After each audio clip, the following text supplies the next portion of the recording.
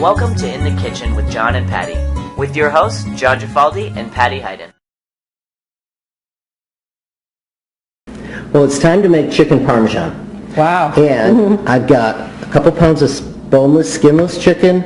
We're going to fillet that, pound them out real thin, and then we dredge it in the eggs and the breadcrumbs and fry that up. Meanwhile, we're going to put it over penny pasta, so we're going to cook that. When you put it all together, I've just got a couple of cups of favorite marinara sauce. I didn't make it myself this time. Oh, okay, but that's good. As long as you have the one that you like, you know, just get your favorite. Absolutely. Can't make everything every day. I've got mozzarella and Parmesan we'll put over the top. Okay. Now again, too, the same thing about the breadcrumbs. You usually make yours from scratch. I usually do. This time, for this recipe, you don't really need to do that. Kind of depends on what you're making. In this case, since we're just breading the chicken, we're okay. Yeah, okay. So let me show you. And I noticed they're seasoned, like, just get the ones that say seasoned. I get the seasoned ones. Okay. Now the fun part. What you do is you get the boneless, skinless chicken, and it's pretty thick, so you're going to want to cut that in half. And the way you do that, or slice it thin, I use the palm of my hand and hold the chicken down, and then with a sharp knife,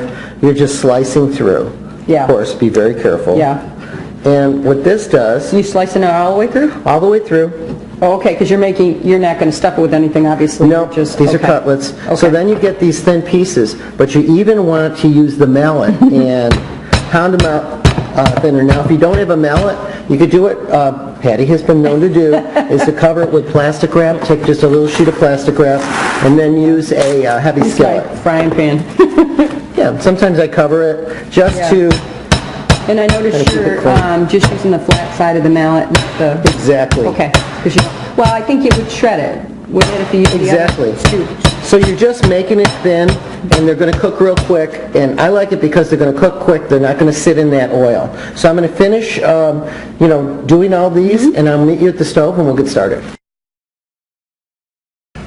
Okay, well, we're ready to go. I got everything set up here. I got my little assembly line for the chicken. I got the pounded out chicken. We're going to put that in the eggs, and then the breadcrumbs and fry that. I got my marinara sauce warming up. The pasta's ready to drop, so I'm going to drop that in there. I already put the salt in. I was just going to ask you. Yeah, so I'm going to drop that in and turn up the heat a little bit and stir it up. While that is cooking, then we can get started with the chicken. Okay. So basically you're going to take your nice thin pieces of chicken. Wow, that looks great. You're going to put it in the eggs, then right into the breadcrumbs, and you want to really coat it good. Coat it well. And it's okay to use your hands. Just make sure, because it's chicken, that anything else you touch, you're going to really have to clean up. Well, you have to use your hands. Come on. And you can hear that nice sizzle when I dropped it in. So that's a good sign. I'm very excited.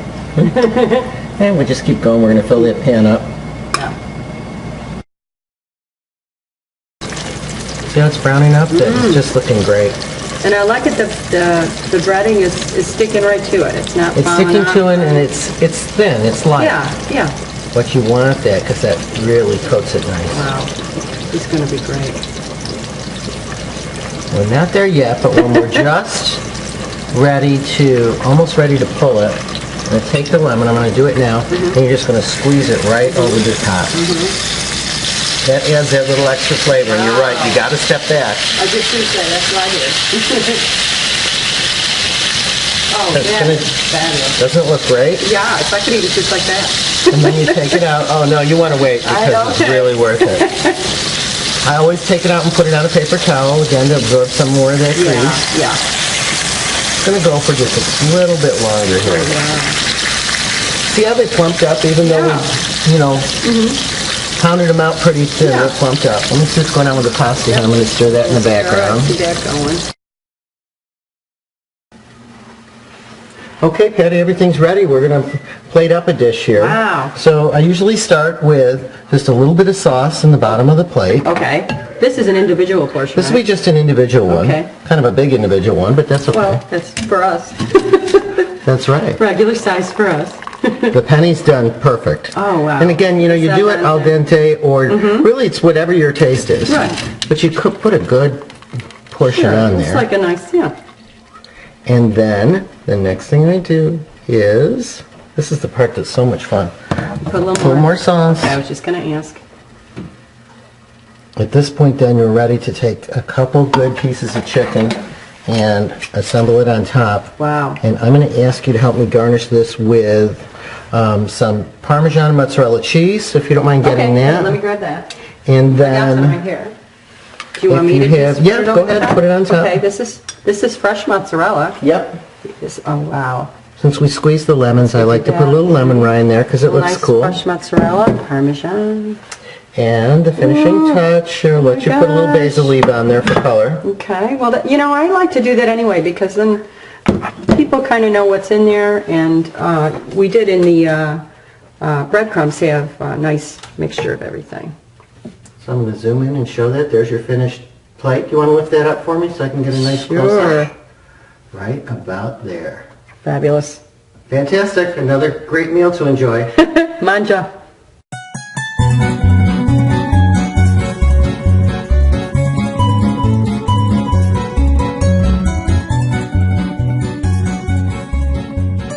Hey Patty, it's time to make cranberry chocolate biscotti. Okay. So let's get started. Okay, well, here's what we do first. Okay. I have a little assortment of dried fruits here, All right. and I'm going to put them in a pan. And I've got some cranberry juice. Great. I'm going to put that in here. It's about 3/4 of a cup. Okay. Pre-measured down. Oops, I forgot a couple. couple stuck. And then what I like to do is take a little cinnamon stick and put that in there too. And just what we're going to do is bring it up to a boil, put it on simmer for about 5 minutes. Okay. And then I'm going to cool it off a little bit and strain it. Okay, well you do that. I'm going to mix the dry ingredients together. Okay. All right, let's get started. Okay. So I've got some flour, to which I'm going to add baking powder. And next is just a little 1/4 teaspoon of salt. Salt tends to bring out the flavors, so we always end up putting it in there. And when I first started baking, I thought it was really unusual you put salt in things, but it really makes a difference. Oh, it really does. It really does. Even sometimes when you use the chocolate, you can taste you can taste the chocolate. It brings out the flavor of the chocolate. Yeah, exactly.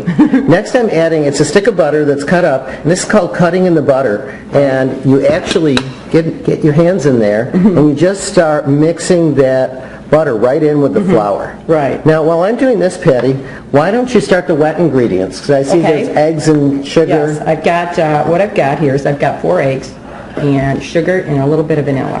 Perfect. What I'm going to do is, hopefully I'm not making too much noise, I'm going to crack the eggs in while you're doing that. Now as you do that, what you're looking for sort of like a sandy. Like a sand, yeah. Yeah, almost like a little sandy. You can tell. It's really is good to use your hands because then you can tell. You can get a better feel Yeah. for it. You can use like a KitchenAid mixer, but I still tend to do everything by They do hand. have those pastry cutters too. Yep. But I tend to do it by hand. so- I prefer this way. Yeah. Old school. Yeah. But you're not bad if you choose to do it that way. Yeah. Doesn't mean you're a bad person. No. I'm And so what are you doing? You got I'm eggs just there. scrambling these eggs. What are you adding to the eggs? Okay. Now I've got a cup of sugar here.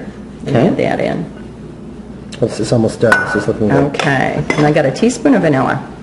All A right. little extra flavor. And we tend to mix these things separate. It just seems to be better, like getting all the dry ingredients and the butter mixed together while you have that simmering in the background, Yeah. marrying those flavors of the dried berries and the Right. cranberries. Yeah. And then doing that, then what we'll do, oh, I almost forgot my chocolate, my I was just favorite going to part. say, don't forget. At this Chocolate point, chips. we add a handful of chocolate chips Right. to the dry mixture. Now, you gave me a reason for doing this. Why don't we add it later on? Well, what you do, if you add it in and it gets a little chance to be coated with the flour, they don't all tend to lump together and sink to the bottom. Oh, great Of your tip. cookies or anything, if you're baking a cake too. That's why Great. I always want to do that. All right, well, if you take a look, you can see it looks like sand. This is ready, and you got the eggs ready, so Got why the don't we get back together once that berry mixture is done, and we'll put it all together. We'll go to the next step. Okay, Jen, well, we're ready to go to the next step. Okay. So I've got my flour mixture Okay. here. What do you Right. have? What You're are we making a adding, little eggs? well there, good idea. I am. And what I'm going to do, this is the egg mixture that we had. I'm just going to slowly pour it in. You can put the whole thing in, it's just a little easier. I like to incorporate Yeah. it a little at a time. It makes It goes a little easier if you do it. Right, this is coming together. What do It's you coming have over together there? very well. This is our berry mix What I did is like I said, I let it simmer for about 5 minutes.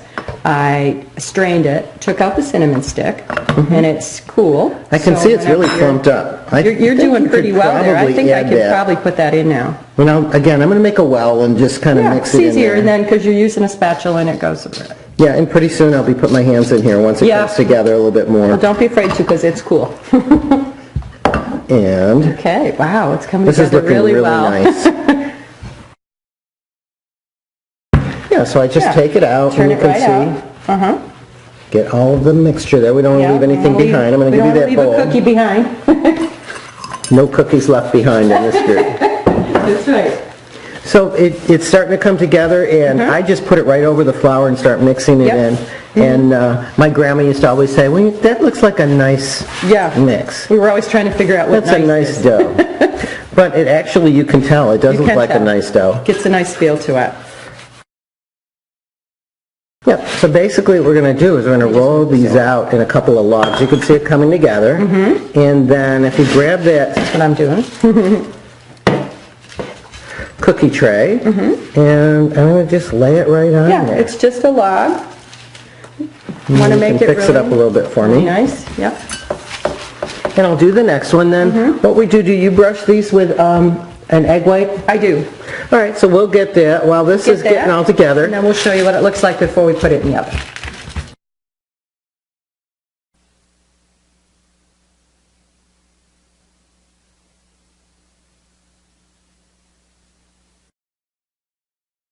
As you can see, we took these out of the oven, and what I'm having John do is John's slicing them. And it's nice to slice them on a diagonal. They look pretty and you actually get more surface on the cookie. These are great. Did you see this? Oh, I think you're just about to say. I was just going to tell everybody, with the eggs? That's why you do the top with the egg yolk, because it does it gives it a nice finish. And this golden brown look, look a little glossy, and it does help it brown up a little bit too. Now I'm cutting these. We're going to arrange them on the cutting board, and then I set the oven to 400 degrees. Okay. How long do you usually leave them in there? 7, 8 minutes, just till they get brown? Or? Just until they get brown. Everybody's oven is a little different. I like to tell people to check them after 4. Oh, okay. And then you can tell. You can touch them. You'll feel them getting a little bit drier, and you'll see slight brown color. Because I did notice that because we have all the berries in here and the chocolate, that the dough's still a little bit moist. Yes, that's what you want, that's okay, though. Yeah, that's what you want, because you're cooking them again. Otherwise, they would be too dry. All right, so we'll put these in the oven. We'll check them in 4 minutes. When they come out, we cool them off and we're done? We're done. All right, we'll be back and we'll be eating cookies. Yep. Hey, Patty, the cookies are done. These are cooling, but I've got a couple for us to taste, so grab one. Let me put a couple more on here, because it's me and you. I'm picking mine out. A salud. Salud. Enjoy. Oh my God, these are really good. I know. See, this is why you make a big batch. That's right. Enjoy.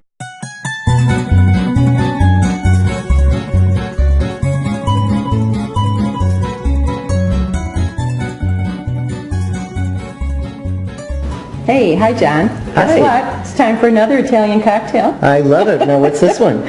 Okay, this is what you do call it. They call it an Italian cocktail. Oh, great. Well, okay. and it's called Scorpino. Okay. But you'll see. Well, what's in it? See. Okay, start with a little vodka. Okay, now I've got like just under a shot, so... Okay, so what you're going to do, this is for 2, so split it. Okay. A little bit in each one. A little in each one. Oh, and you're adding what looks like sherbet or sorbet? Yep, this is sherbet. You could use sorbet if you like. Okay. A little sorbet. This That is so looks great. easy, you guys. You're not going to believe it. This is really cool. There. So really just a couple scoops in each one, A couple scoops in each one. You could check those. So this is almost like a dessert. Yeah, well, yeah, it's usually, this is really nice. This is, a lot of women like these drinks. Okay. If you had maybe a little bridal shower or something like that, you want a little fancy drink. Well, this is great. This is Prosecco, but you can use any sparkling. A little sparkly champagne. Put that in. You want about 4 ounces in each one. Oh, this looks wonderful. I think I shorted this guy here. Looks great. And then if you have a little mint, you can cut up the mint and put it in there, or just use it for garnish, and you can just put your little spoon in and try. Well, this is really good. Do you Cheers. like it? Salud. Enjoy.